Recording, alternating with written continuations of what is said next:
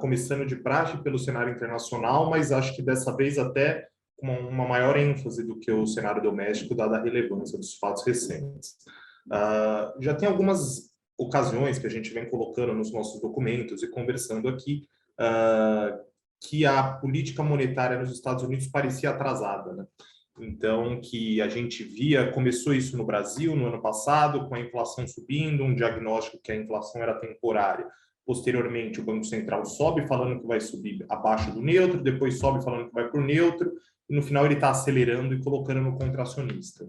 A gente viu coisas parecidas acontecendo no Chile, a gente viu coisas parecidas aí também acontecendo no México, 3 países que tiveram políticas fiscais completamente diferentes, o Brasil com o primeiro ano de fiscal bastante forte, o Chile com 2 anos de fiscal bastante forte, o México com nenhum ano de fiscal sem muitos estímulos fiscais, e o diagnóstico muito parecido, o Banco Central ficando atrás da curva e a inflação surpreendendo entre eles.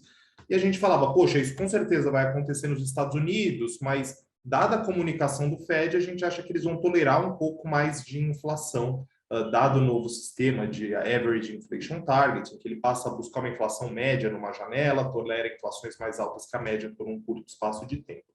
O que acontece é que nos últimos 2 meses, em especial, o mercado de trabalho continuou dando sinais de aceleração muito forte, e aí a gente está falando não só em contratação, porque está claro que tem uma parcela importante da população que não vai voltar tão cedo, se é que vai voltar para o mercado de trabalho. A gente teve muitas aposentadorias antecipadas com a Covid. Quando a gente olha os dados, os microdados, a gente vê que caiu substancialmente aqueles que não estão no mercado de trabalho por razões econômicas. Tá? Então, cada vez mais consolida-se que a taxa de participação não vai voltar ao que era. Por outro lado, a gente vê um número absurdamente acima da média histórica de pessoas pedindo demissão, aí muitas das vezes por rotatividade, por conseguir coisas melhores. Então, tem um dado do Fed Atlanta mostrando que é quase 5,5%, em torno de 5,5%. O reajuste de quem está trocando de emprego, em torno de 3% quem está ficando. A gente vê o número de vagas abertas para o número de desempregados numa proporção também historicamente alta, né? Então, tipo, tá tendo muito mais vaga aberta do que população desempregada, e isso se materializa nos salários. Quando a gente vê a dinâmica de salários nos Estados Unidos, também sem contrapartida no passado recente, e salários lá é muito correlacionado com os setores, com os componentes cíclicos da inflação. Então, isso aí está projetando uma inflação alta para frente. E aí não tem nada a ver com questão de gargalo, de supply chain global, que ainda tem o seu peso quando a gente olha para a inflação de automóveis, por exemplo, nos Estados Unidos. Em paralelo, os dados do setor imobiliário continuam muito, muito fortes.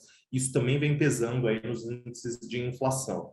Está claro agora, quando a gente olha mesmo para a abertura, a gente já destacou muitas vezes aqui que teve um boom no consumo de bens nos Estados Unidos, que o consumo de bens está muito acima da média histórica, mas não é só esse consumo de bens e o peso na inflação não é uma mudança só de um choque de preferências, porque se assim fosse, era para a gente estar vendo a inflação de bens subindo, a inflação de serviços caindo. E o que a gente vê é a inflação de serviços também acima do que se olhou nos últimos anos.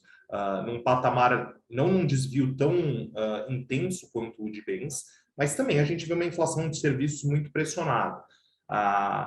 Isso fez com que a gente mudasse a nossa cabeça, a nossa discussão aqui, já na virada do ano, a despeito aí da comunicação do Fed. A gente falava, olha, o Fed está tão atrás da curva em termos de ciclo econômico, né? A economia já está não tem sinal nenhuma de ociosidade na economia, a inflação já está acima da meta. Substancialmente, todo o gap de inflação pós-crise de 2008, 2009, que a gente teve uma inflação correndo abaixo de 2, tudo isso já foi compensado. Então, por que o Fed ainda está no estimulativo? Né? Na nossa cabeça, a discussão era se a política agora devia estar no neutro ou no contracionista.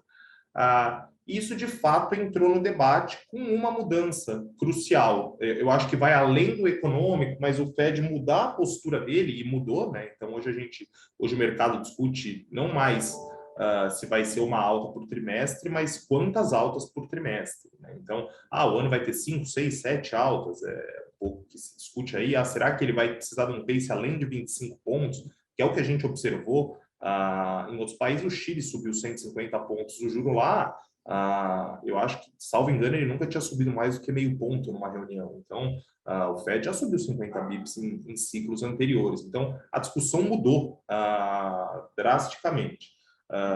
Um ponto só, aí um pouco de economia política que a gente pode adicionar, foi a recondução do chairman, do Powell, ao cargo, no momento em que a inflação tem pesado nas pesquisas de opinião pública no país. Então, a gente dá muito peso para o core, mas o que pega no bolso das pessoas é o CPI, é a inflação cheia, né? E isso tem batido muito na popularidade do Biden, que claramente deu um sinal para, olha, parem a festa. Fica a discussão agora de qual velocidade vai ser feita, se eu lembro, e isso vai evoluindo muito. Eu lembro de discussões há 3, 4 meses. Não, mas se o Fed der 200 pontos de juro num ano, isso vai quebrar todos os mercados. A gente teve uma chacoalhada já com esse novo Fed, mas até agora não quebrou mercado nenhum, e os discursos também mudaram na press conference, na entrevista coletiva depois da sinalização muito forte que vai começar a subir juro em março, na reunião de janeiro. O próprio Biden falou que via um espaço significativo para subir juros sem machucar a atividade. E deixou muito claro que esse ciclo de juro é muito diferente dos anteriores, porque a economia está muito mais aquecida, porque você está vendo claramente o repasse de condições de aperto do mercado de trabalho para salários, e a inflação está muito alta. Esse repasse do mercado de trabalho apertado para salários é o que quase todo mundo no FONC está monitorando, é o que permitiu um ciclo super gradual no ajuste da Fed Funds Rate no ciclo de alta anterior, e algo que não está aí. Então, a gente tem uma cabeça de juros nos Estados Unidos subindo aí bem mais rápido. A gente discute aqui se vão ser 5, 6 altas. Parte disso já está incorporado no mercado. Vou deixar para o Bruno falar essa parte aí, como que isso se materializou nos fundos pessoal da MAP, do multimercado. Então, o mundo mudou nesse sentido. A gente tem um mundo que caiu o último polo de resistência da inflação como um fenômeno temporário e transitório. A gente tem aí abundam sinais de que ela é uma inflação como sempre foi, que deve ser combatida, e que ela está longe de ser algo concentrado aí em coisas pontuais da cadeia global de produção. Então, a gente deve ter um mundo com Estados Unidos crescendo um pouco menos, mas ainda com um crescimento bastante digno, e os juros mais altos. E aí fica a questão de como isso poderia bater no Brasil, como isso poderia afetar o nosso Banco Central. O curioso é que até agora essa reprecificação dos juros nos Estados Unidos tem sido acompanhadas, não estou nem dizendo que é uma questão causal, mas tem sido acompanhadas por uma apreciação de moedas emergentes, em especial do real. Então, a gente vê ativos brasileiros performando muito bem. Claro que tem um componente de commodities, as commodities continuam bastante pressionadas, mas eu acho que o que poderia, num primeiro momento, a postura de um Fed mais hawk afetar o Banco Central do Brasil seria caso a gente tivesse uma depreciação muito forte do câmbio, ou, por exemplo, se a gente tivesse uma reprecificação do prêmio de risco, uma alta do CDS, que é algo que a gente observou lá atrás no taper tantrum. O Banco Central, até se eu não me engano, no relatório de inflação de junho do ano passado, fez um exercício falando, olha, o risco de um Fed Rock, a gente tem um taper tantrum de novo. E lá ele falou, o que eu vou estar olhando? Eu vou estar olhando para o câmbio e para o CDS, e até agora nenhum desses dois se manifestaram. Muito pelo contrário, foram até, especialmente o câmbio foi na direção contrária do que sugeriria um Fed mais rock. Então, acho que o Banco Central vai acompanhar, pode até citar no balanço de riscos, não está no balanço de riscos dele, do Banco Central do Brasil, um Fed mais rock, podendo machucar a inflação aqui ou apertar as condições financeiras de emergentes, mas por hora isso não tem se materializado. Então, a nossa cabeça para Copom é uma alta de 150 nessa reunião, mas interrompendo, levando aí a Selic para 10,75, voltando para o mundo dos 2 dígitos, mas interrompendo a sinalização de que daria uma nova alta de 150. A nosso ver, isso seria bastante rock, mas a gente não vê o Banco Central fazendo isso agora. Se assim o fizesse, já colocaria a Selic automaticamente em 12,25, sinalizaria na próxima reunião, e seria muito difícil ele parar abruptamente. Então, a gente estaria falando uma Selic pelo menos aí na faixa de 12,75 e com uma bela pisada de freio. É um cenário que não se dá para descartar, a gente pensa que isso vai ter uns 30% de probabilidade. Ele sinalizar uma nova alta de 150, acho que poderia ajudar bastante aí até um alívio adicional da taxa de câmbio, mas acho que ele não está fazendo exatamente, não está claro que ele está fazendo essa conta agora, muito pelo contrário. As sinalizações do Banco Central até o momento não mostram uma preocupação maior. Embora, quando a gente olha o contexto geral, as condições, eu acredito que pioraram bem de um cupom para o outro. Então, a gente teve uma reancoragem aí das expectativas de inflação de médio prazo, quando a gente olha para o Focus, mesmo quando a gente olha para as break-even, quando a gente tenta na break-even filtrar alguma coisa para risco fiscal, mas é sempre um exercício difícil. Mas o cenário de inflação de curto prazo segue muito desafiador. As commodities entre as duas reuniões, da última reunião para cá, o petróleo andou quase 30%, as commodities em geral andaram 8%, o câmbio traz um alívio, mas nem próximo de comparar, de cancelar esse impacto do petróleo que vai bater aqui nos preços com a política de preços da Petrobras. A gente teve também um IPCA 15, uma abertura horrorosa, então gerou uma revisão super forte de Focus, todo mundo revisou pelo menos 20 bips para cima a inflação do ano. E vale lembrar que, ao contrário do que o Banco Central vem falando publicamente, na cabeça deles, a inércia inflacionária subiu 40%. Se não na cabeça deles, pelo menos no modelo que eles usam para projetar, isso foi um negócio que, enfim, eles fizeram uma mudança muito forte do peso da inércia na inflação no modelo, muito forte, e mantiveram o discurso que a inércia não é uma variável relevante, mas é fato que para as projeções deles, pelo menos, subiu 40% o peso da inflação passada. Então, fica muito mais desafiador a gente ver um Copom que 30% de chance dele ir para a aposta ROC e sinalizar a outra de 150, e 70% de chance dele dar 150, e aí muito provavelmente não dá qualquer sinalização sobre quais são os próximos passos, ficando implícito aí que a situação inflacionária continua ruim, mas ele ia ajustando conforme a gente vai caminhando.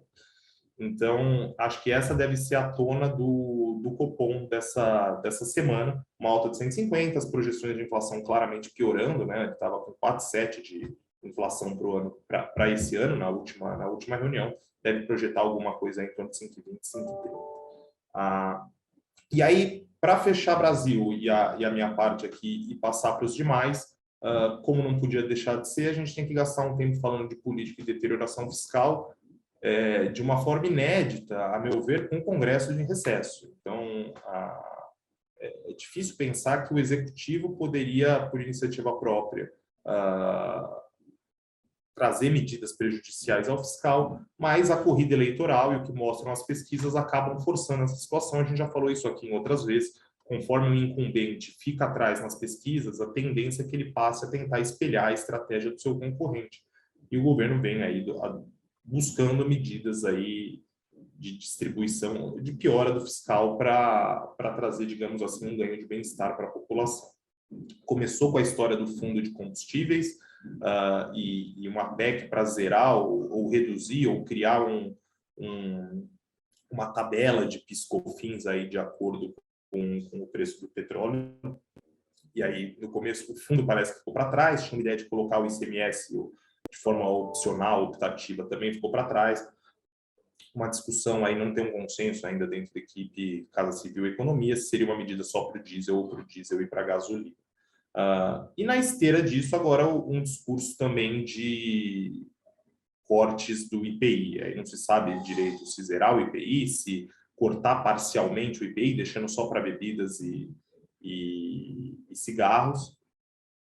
É uma medida que tem um impacto fiscal relevante, a gente está falando de alguma coisa que pode chegar aí na casa dos 70 bilhões de reais, e que teria um impacto, num primeiro momento, nos índices de inflação relevante também. Então, vale lembrar que metade da receita do IPI vai para estados e municípios, e a gente já teve decisões judiciais recentes fazendo com que a União zerasse apenas a sua parte e transferisse, continuasse, que isso não afetasse a parte dos entes, não zerasse, mas reduzisse, que isso não causasse prejuízo aos entes. Então, é muito difícil fazer a conta do impacto na inflação. Algumas casas falando alguma coisa entre 100 e 150 bips aí. Se for alguma coisa dessa monta, eu acho que se vier, vai virar algo mais modesto, talvez na faixa dos 50 bips. Mas ainda assim você tem um impacto importante na inflação baixista, né? Traz algum alívio. Não acho que isso vá ser levado em conta pelo Banco Central agora, mas a deterioração do fiscal continua aí. Segue uma leitura do Ministério da Economia que você teve um ganho permanente de arrecadação e que, portanto, você pode gastá-lo, seja reduzindo imposto, seja aumentando despesa. A gente teve um superávit primário positivo, graças a estados e municípios, a arrecadação continua vindo bastante forte, mas com muitos fatores aí pontuais nessa arrecadação. Então, um componente grande da arrecadação mais alta decorre aí de arrecadação, desculpa, mais alta, decorre da arrecadação ter sido mais baixa, coisas que ficaram para esse ano, que é difícil você pôr no papel. A gente vai ver no relatório a relatório da Receita, e a Receita vai colocando aí os números excepcionais, o quanto que a arrecadação decorre do ciclo atual e o quanto que ela decorre de fato do ano passado. Só para fechar, crescimento.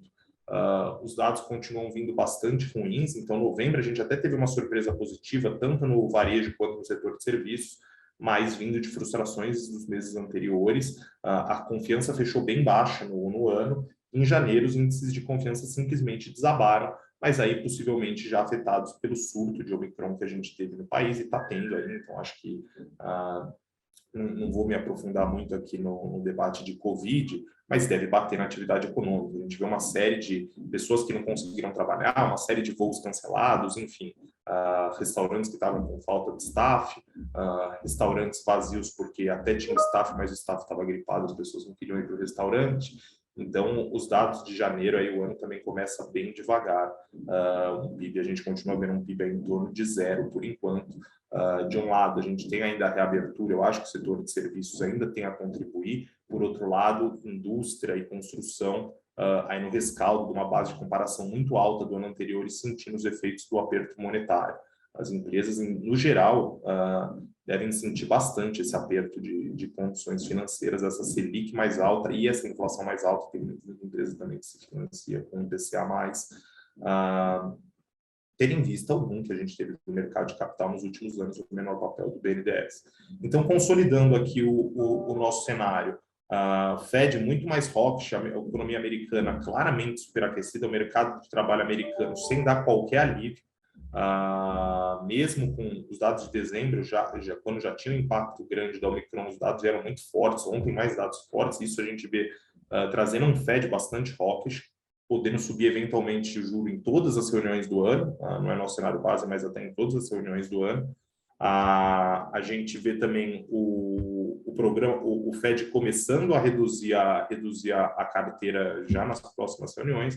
E para o Brasil, a gente vê o Banco Central subindo 150, não dando nenhuma sinalização, a inflação continuando pressionada e o fiscal e o político bastante pressionados ainda. Então, começamos o ano não, mas o primeiro mês, começamos o ano, primeiro mês aí não muito melhor do que a gente acabou.